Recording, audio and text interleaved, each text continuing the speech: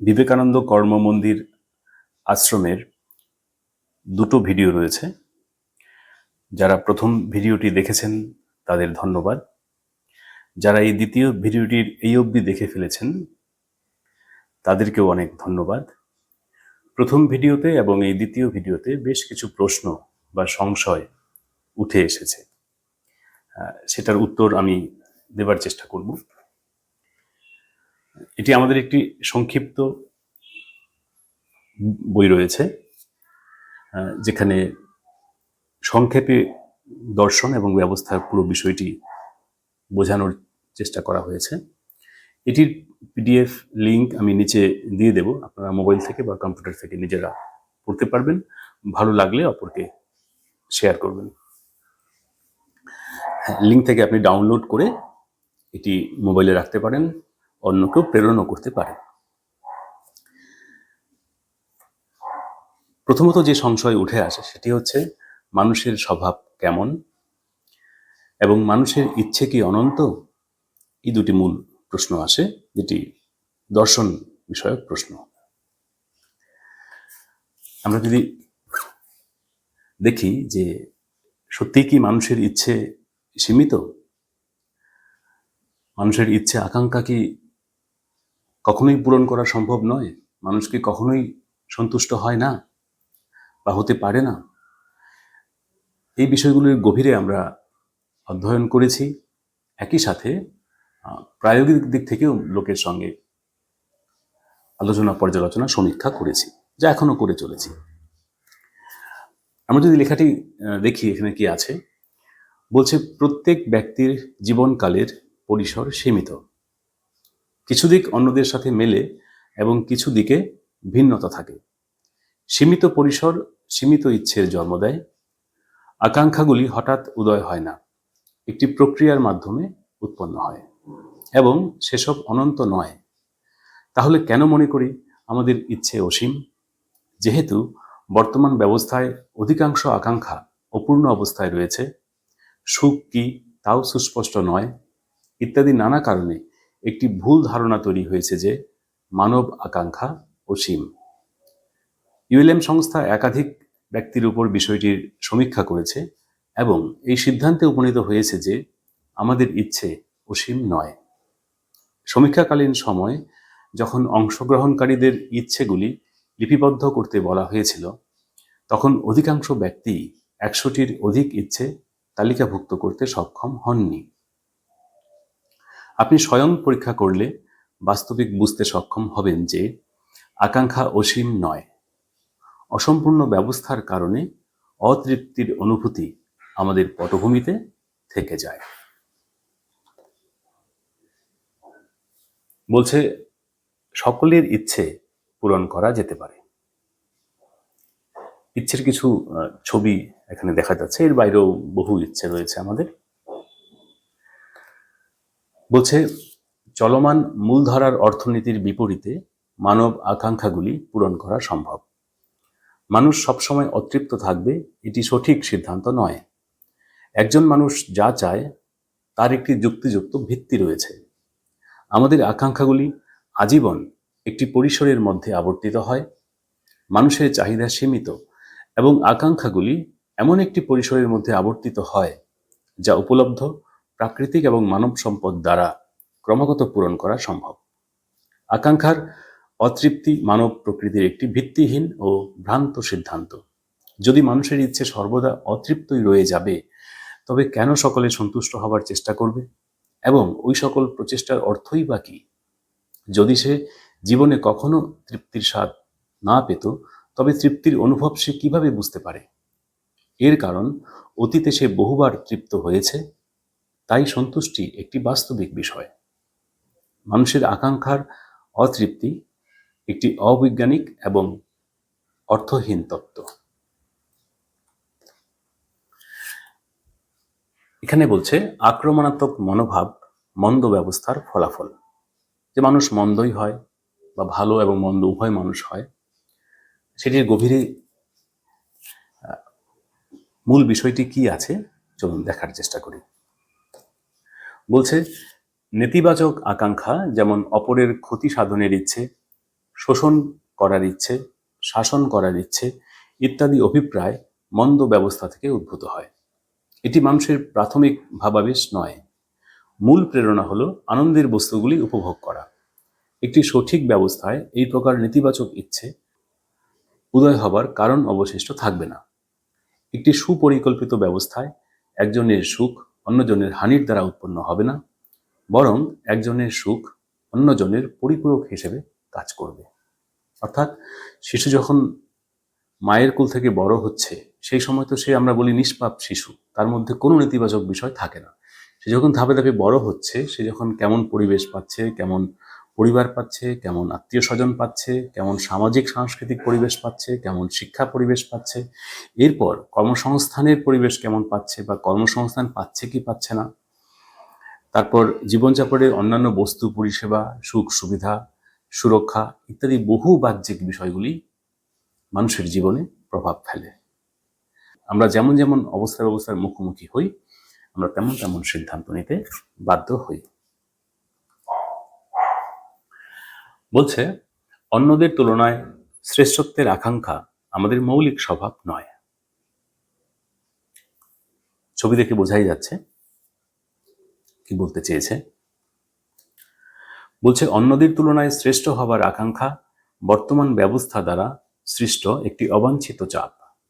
বর্তমান অর্থনৈতিক ব্যবস্থা জনগণের জীবনে অভাব ও নিরাপত্তাহীনতার ভাবনা তৈরি করেছে। কারণ চলমান ব্যবস্থায় যৎসামান্য কয়েকজনই সমৃদ্ধশালী হতে পারে। তাদের বিলাসবহুল জীবন উপভোগ, সমৃদ্ধ সুরক্ষিত অবস্থা বোধ করার জন্য শীর্ষে থাকার চাপ তৈরি হয়েছে। যখন এই প্রকার মূল্যায়ন সামাজিকভাবে স্বীকৃত হয়, তখন সকলে সাফল্যের নেতিবাচক রূপ খুঁজতে থাকে, যেখানে অন্যদের তুলনায় অধিক মূল্যবান হতে চায়। বিষয়টি মূল্যাঙ্কন প্রণালীর উপর নির্মিত অর্থনৈতিক ব্যবস্থা থেকে উদ্ভূত হয়েছে। নতুন ব্যবস্থায় বলে রাখি, ইউনিভার্সাল লাইফ ম্যানেজমেন্ট অর্থাৎ ইউএলএম সংস্থা একটি নতুন ব্যবস্থার প্রস্তাবনা রেখেছে। সেটির কথাই বলছে, নতুন ব্যবস্থায় শ্রেষ্ঠত্বের আকাঙ্ক্ষা জাগ্রত হবে না। এমনতর আকাঙ্ক্ষার কোনো অর্থও থাকবে না, কারণ বাজার নির্ধারিত মূল্যাঙ্কন পদ্ধতি থাকবে না। সকল মানুষের গুরুত্ব সমান থাকবে এবং তারা যেমনভাবে জীবনযাপন করতে আগ্রহী তেমনভাবে করতে সক্ষম হবে। একজন কৃষক একজন বিজ্ঞানীর মতোই মূল্যবান হবে। বর্তমান অর্থশাস্ত্রের কারণে উচ্চ, মধ্য, নিম্ন ইত্যাদি মূল্যাঙ্কন তৈরি হয়েছে। ফলস্বরূপ মানুষের মৌলিক আকাঙ্ক্ষার পরিবর্তে অন্যদের পরাজিত করা এবং উচ্চ মর্যাদা অর্জনের মতো অতিরিক্ত আকাঙ্ক্ষায় বিকৃত হয়েছে। এমনকি বিত্তশালী এবং ক্ষমতাবানরাও নিরাপত্তাহীনতায় ভুগছেন এবং জীবনকে সম্পূর্ণরূপে উপভোগ করতে পারছেন না। তাদের জীবন দরিদ্রের চেয়ে তুলনামূলক ভালো, কিন্তু সমস্যামুক্ত নয়। এই প্রকার তথাকথিত শ্রেষ্ঠত্ব জীবনের চূড়ান্ত লক্ষ্য পূরণে সহায়তা করে না। বিত্তশালী ও ক্ষমতাবানদের জীবনে অসন্তোষ থাকার অর্থ এটিই প্রমাণ করে, জীবনের প্রকৃত লক্ষ্য, যা সুখ উপভোগ করা, তা মূল্যাঙ্কন ব্যবস্থা দ্বারা অর্জিত হচ্ছে না।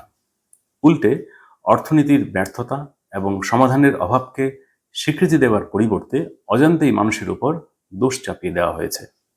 বলা হয়, আমাদের ইচ্ছে অসীম এবং আমরা কখনোই সন্তুষ্ট হতে পারব না। এইভাবে বর্তমান অর্থশাস্ত্র মৌলিক দায়িত্ব থেকে দূরে সরে যাচ্ছে। বলছে, মানুষ কি অলস এবং কর্মবিমুখ নয়?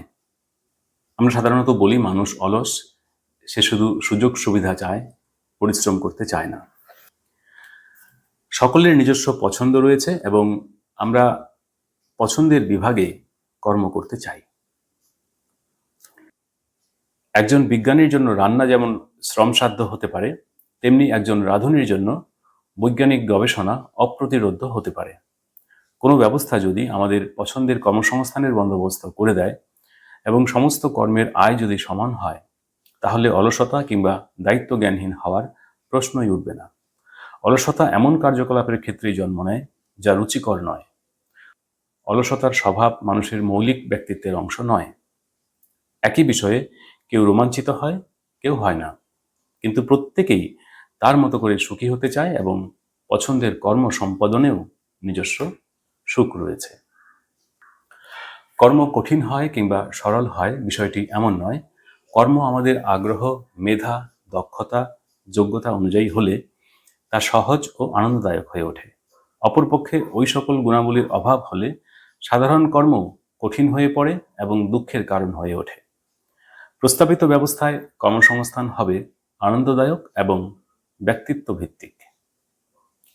কোনো প্রাপ্তবয়স্ক ব্যক্তি যদি বস্তু পরিষেবা নির্মাণে অংশগ্রহণ না করেন তবে তিনি ব্যবস্থার সম্পূর্ণ সুবিধা থেকে বঞ্চিত হবেন।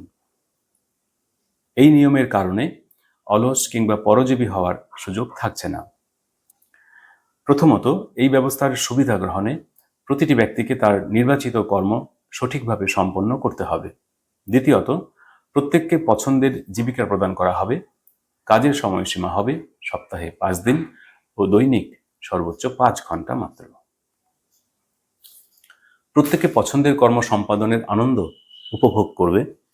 পছন্দের পণ্য পরিষেবা উপভোগের যেমন আনন্দ রয়েছে, তেমনি পছন্দের কর্ম সম্পাদনেও আনন্দ পাওয়া যায়।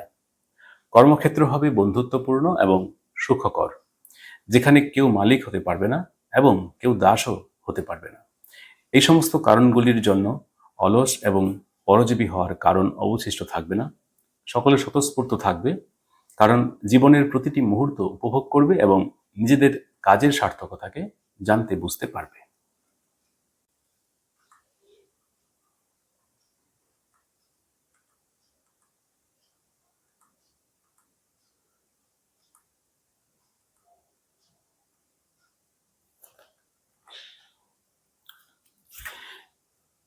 এখানে বলছে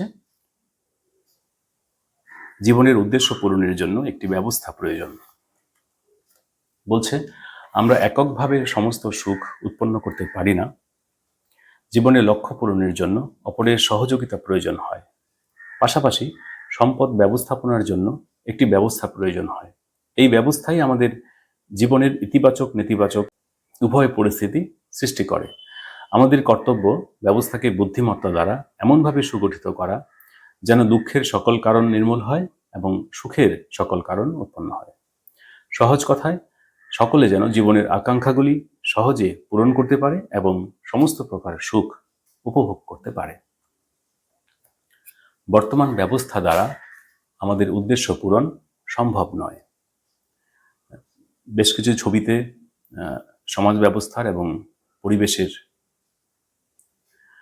চিত্র তুলে ধরা হয়েছে, যা বর্তমান ব্যবস্থায় রয়েছে।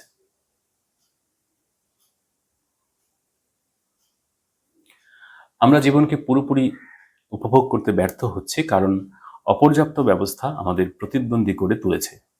মানুষ যে অভিজ্ঞতা অর্জন করতে চায় না তা করতে বাধ্য হচ্ছে, যা চায় তা করতে পারছে না। মানুষ দৈনন্দিন জীবনে যা দেখতে চায় না সেসব দেখতে বাধ্য হচ্ছে। একটি সঠিক এবং উন্নত ব্যবস্থার যে অভাব রয়েছে তা আমাদের দৈনন্দিন জীবনের ফলাফল থেকে স্পষ্ট বোঝা যাচ্ছে। একটি পরিকল্পিত আর্থ-সামাজিক রাজনৈতিক ব্যবস্থার অভাব আমাদের দুর্দশা এবং দ্বন্দ্বের কারণ। সকলকে ধন্যবাদ। আমাদের সঙ্গে থাকুন। আমাদের ইউএলএম বাংলা চ্যানেলের ভিডিওগুলি দেখুন। যদি ভালো লাগে লাইক, সাবস্ক্রাইব, কমেন্ট করতে ভুলবেন না এবং অবশ্যই অন্যদের শেয়ার করবেন। ধন্যবাদ।